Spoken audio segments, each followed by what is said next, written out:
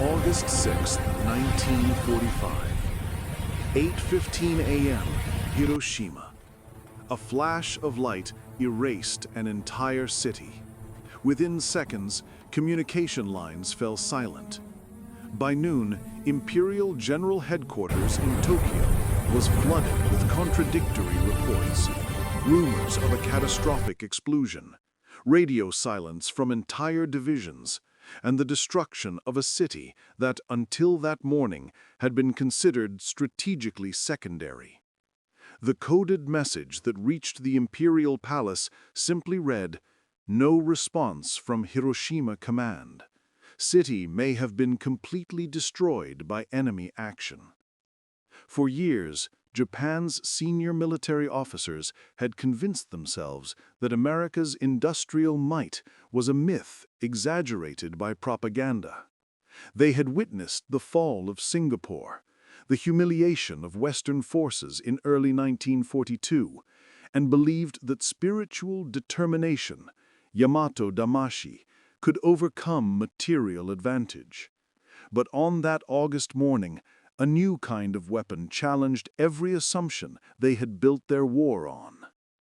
Inside the underground bunker of the Imperial General Headquarters, Field Marshal Shunroku Hata, commander of the 2nd General Army, was among the first to receive the fragmentary situation reports.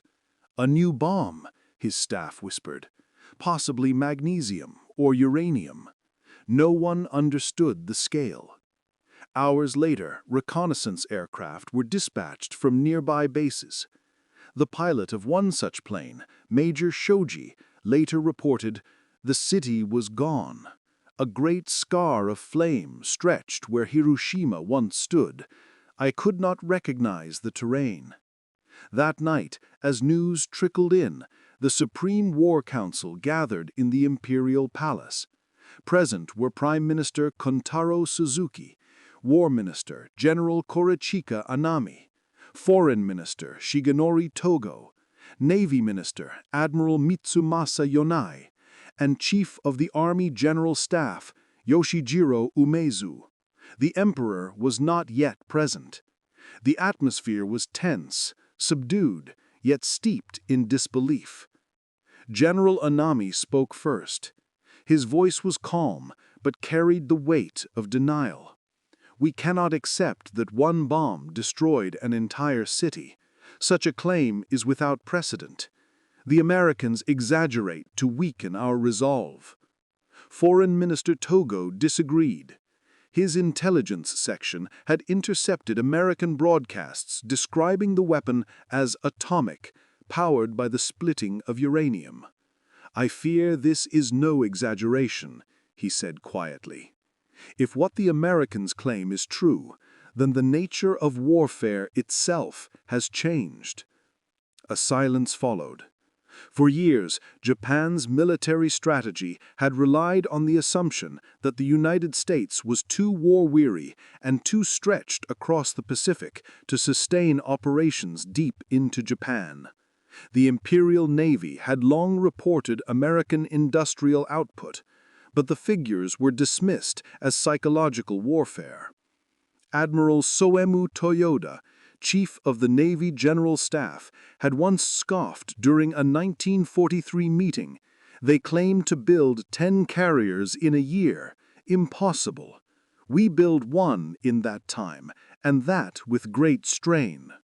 But by 1945, Toyoda had begun to suspect otherwise. After the battles of the Philippine Sea and Leyte Gulf, the wreckage of hundreds of Japanese planes had littered the ocean, while new American carriers kept arriving as if from an endless production line. When questioned after the war, Toyoda admitted, "I realized then that America was not fighting with full strength. They were fighting with abundance." In Tokyo, General Umezu's Intelligence Bureau had compiled figures suggesting the United States was producing over 2,000 aircraft per month. These reports were suppressed or ridiculed.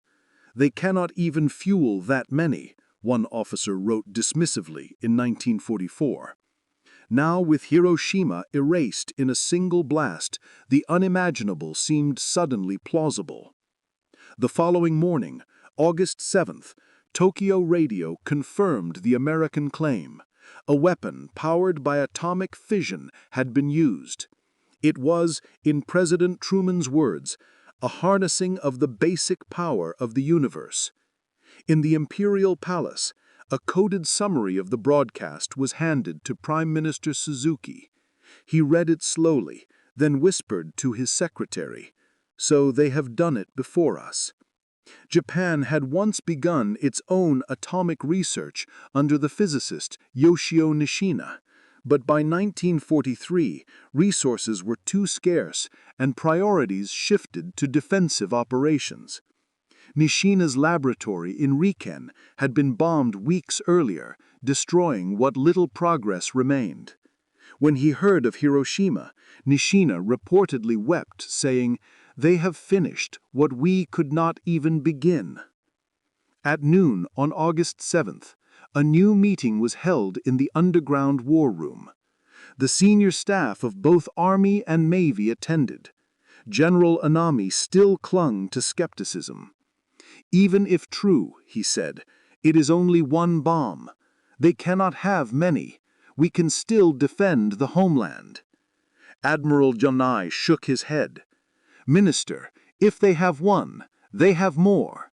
You have seen their industry. You have seen their factories rise faster than we can destroy them."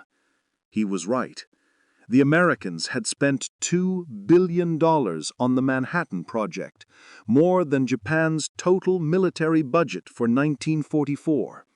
The scale was incomprehensible to Japan's commanders, whose entire industrial base had been systematically crippled by B-29 raids and naval blockades. By 1945, American shipyards were launching a new aircraft carrier every month.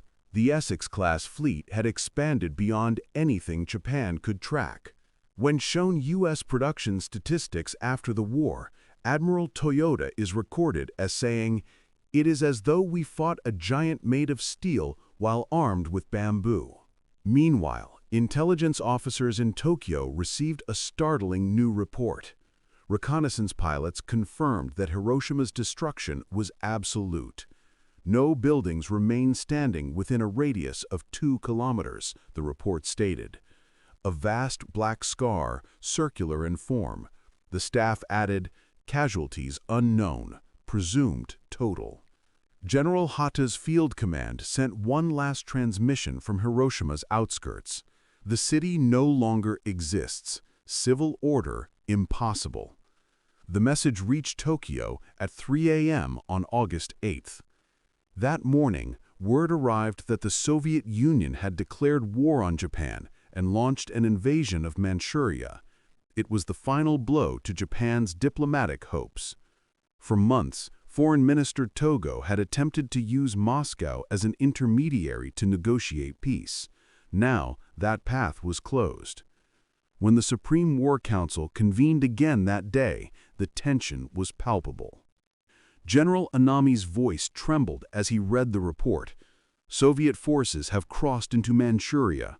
The Kwantung Army is engaged." Prime Minister Suzuki closed his eyes. "Then the last pillar of our strategy has fallen." For years, the High Command had clung to the belief that the Soviets might mediate an honorable end to the war. Now they faced annihilation from both east and west.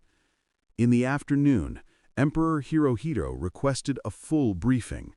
He had rarely intervened directly in military decision-making, but Hiroshima's destruction and the Soviet invasion demanded his attention. In the presence of his advisors, he asked a simple question: what is the prospect for continuing the war?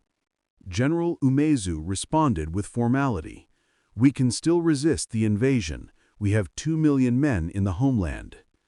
Admiral Yonai interjected softly: "But we have no ships to protect them, no fuel to move them, and now no ally."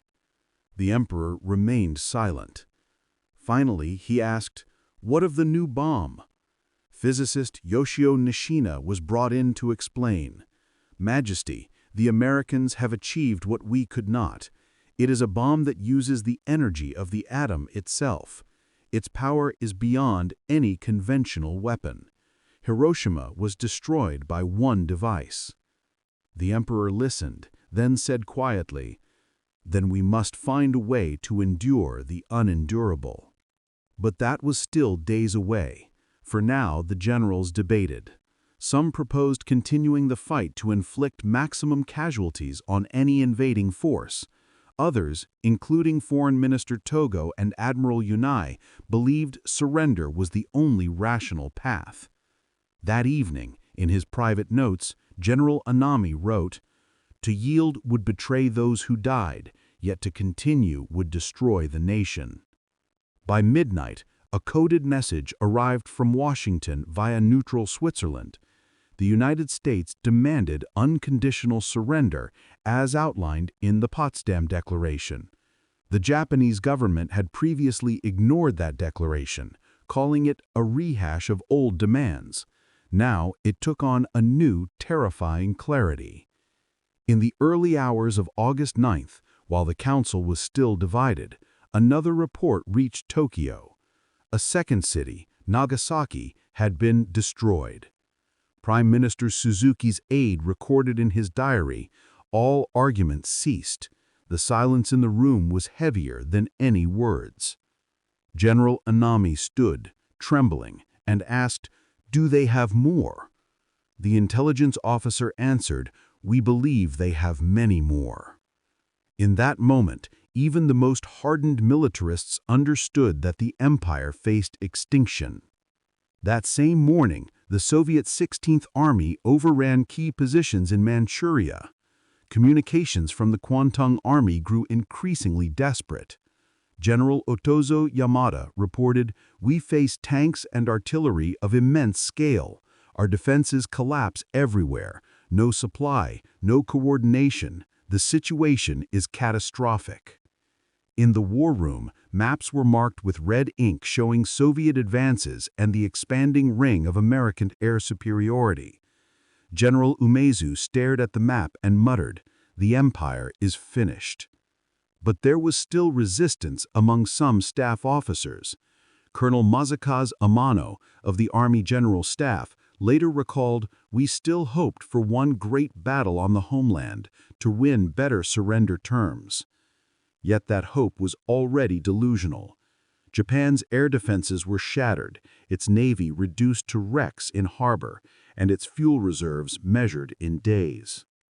At 2:30 a.m. on August 10th, after 20 hours of debate, the emperor intervened directly. He told his advisors, "I cannot bear to see my people suffer any longer. We must accept the unacceptable." When word of the decision spread through the military, reactions were mixed.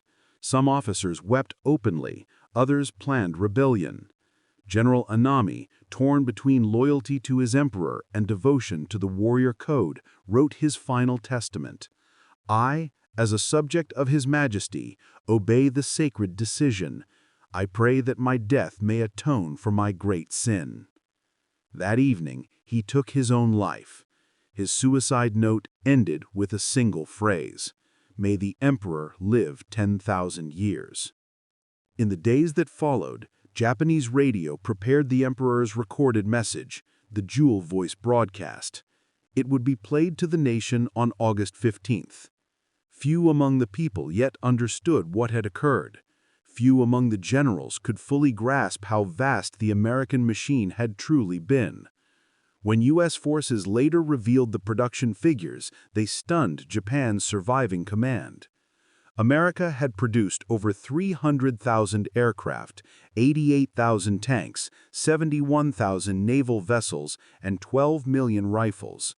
Their factories had not been bombed, their oil reserves were infinite by comparison, and now they possessed a weapon whose power defied imagination. After the surrender, Admiral Yonai summarized it simply, "We lost not to men, but to an age of science." And in a post-war interrogation, General Umezu was asked when he realized the war was truly lost. He replied, "It was not Hiroshima. It was when we understood that America had fought us with only a portion of its power. That was the day we saw the truth. August 10th, 1945. The corridors of the Imperial Palace were silent, except for the distant rumble of American bombers overhead. Tokyo was a shadow of its former self, burned and hollowed by months of air raids. Yet inside the underground headquarters, the debate over Japan's surrender raged on. The Emperor's decision had been made to accept the Potsdam Declaration, but many generals could not accept it in their hearts. When dawn broke, General Kodachika Anami's body was discovered in his quarters. He had committed ritual suicide with his own sword, leaving behind his blood-smeared testament. In it, he wrote, "I, with my death, humbly apologize to the Emperor for my great failure in serving him and the nation. I have nothing to say except that I am profoundly ashamed." His death sent shock waves through the military. Some viewed it as an act of loyalty, others as a warning to those who might oppose the Emperor's will. As news of his death reached the Imperial General Headquarters, a strange calm fell over the staff. One officer wrote in his diary, "The minister's death sealed the end. No one could defy His Majesty now." Yet even then, a small group of young officers plotted rebellion. They believed surrender was dishonor beyond redemption. Their leader, Major Kenjiki Hatanaka, gathered loyal troops from the Imperial Guard and sought to prevent the Emperor's surrender broadcast from being aired. Meanwhile, inside the Emperor's private chamber, a final meeting was held with the surviving members of the Supreme War Council. The Emperor, composed but visibly weary, addressed them. "The war's situation has developed not necessarily to Japan's advantage. The enemy has begun to employ a new and most cruel bomb. To continue this war means nothing but destruction for our people and the obliteration of human civilization." No one spoke for several moments. Even those who had resisted surrender, men like General Umezu, bowed deeply. The Emperor's words were beyond question. But behind the formality, the full magnitude of America's strength was only now becoming clear. Intelligence officers presented new data intercepted from U.S. communications.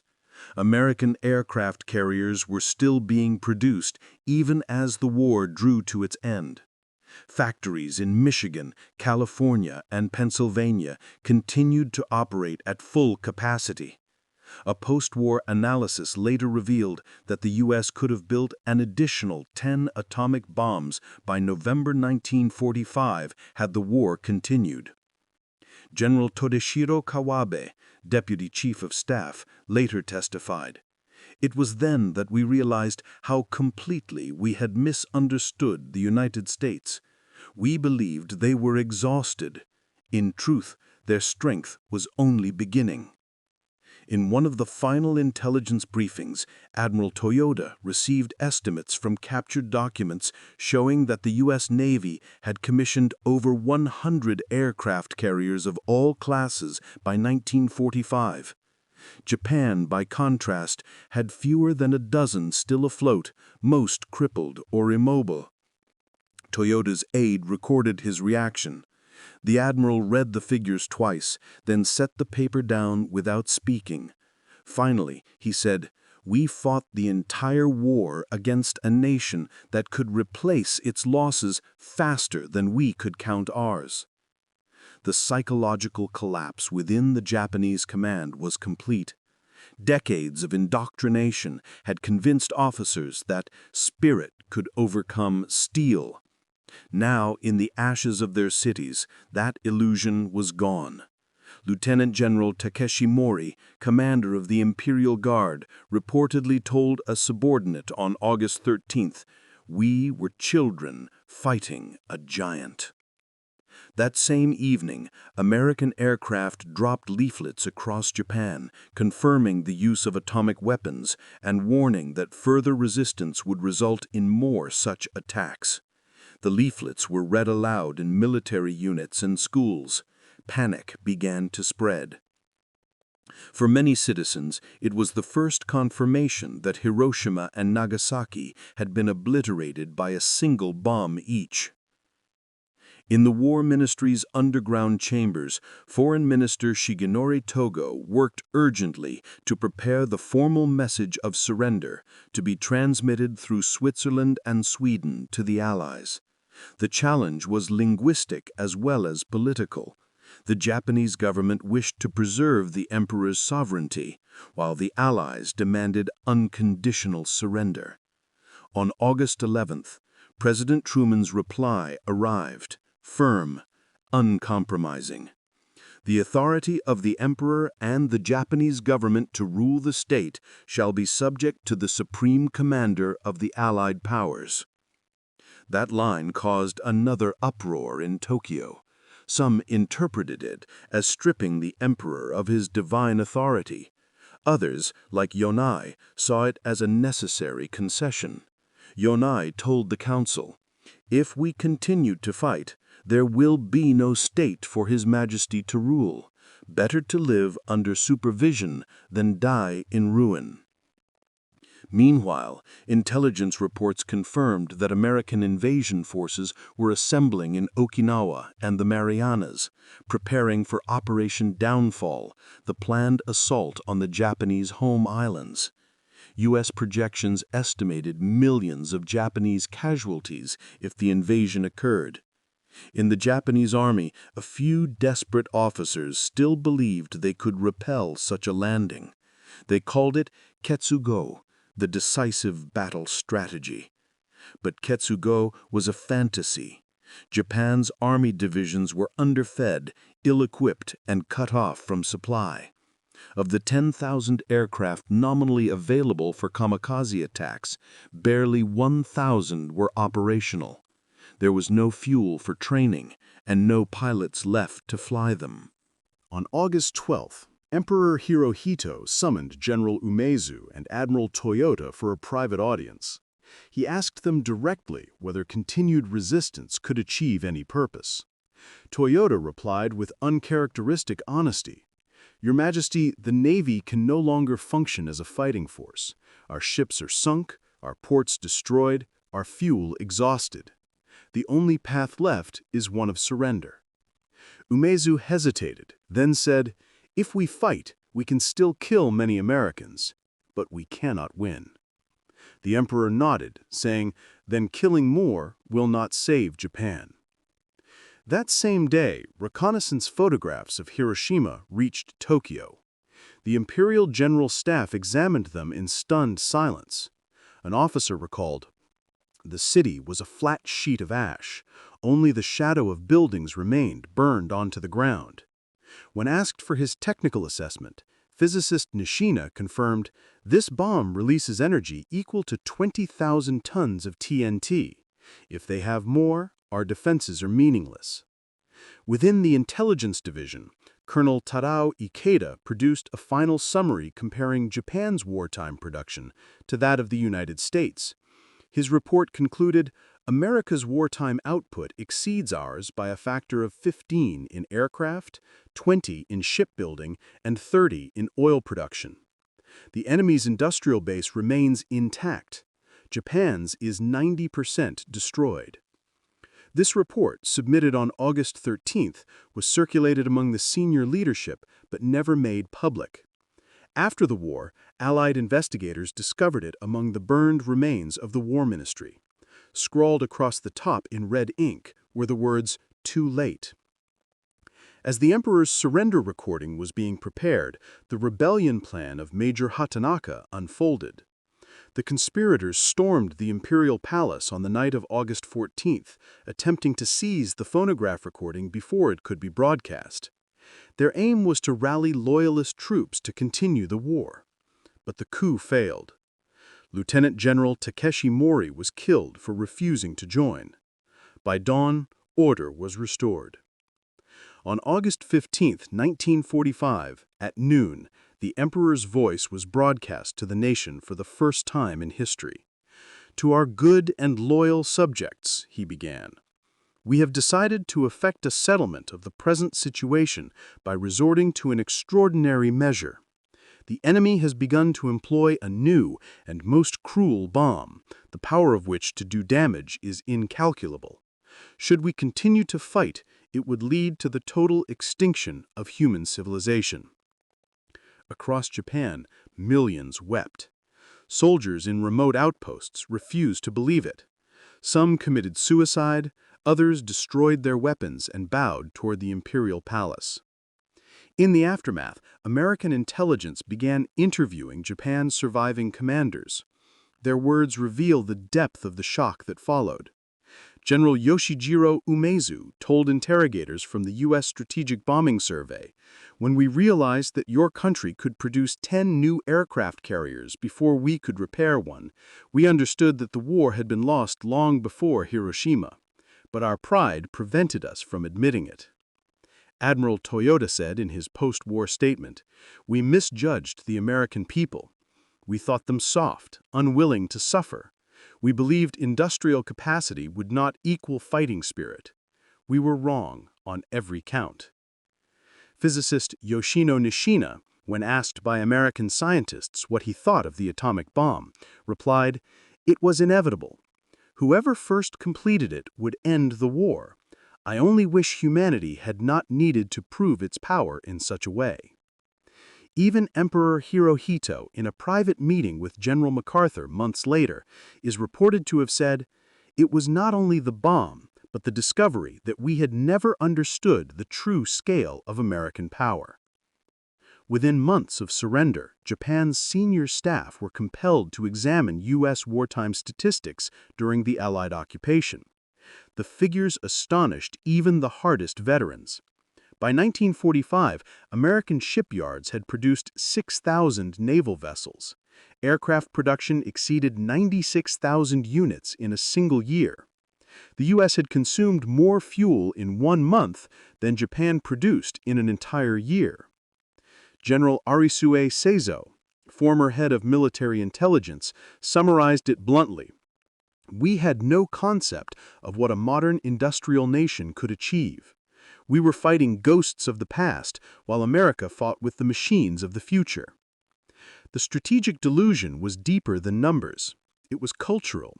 Japan's leadership had built its confidence on the ideology of spiritual superiority, the belief that discipline and sacrifice could compensate for technological inferiority.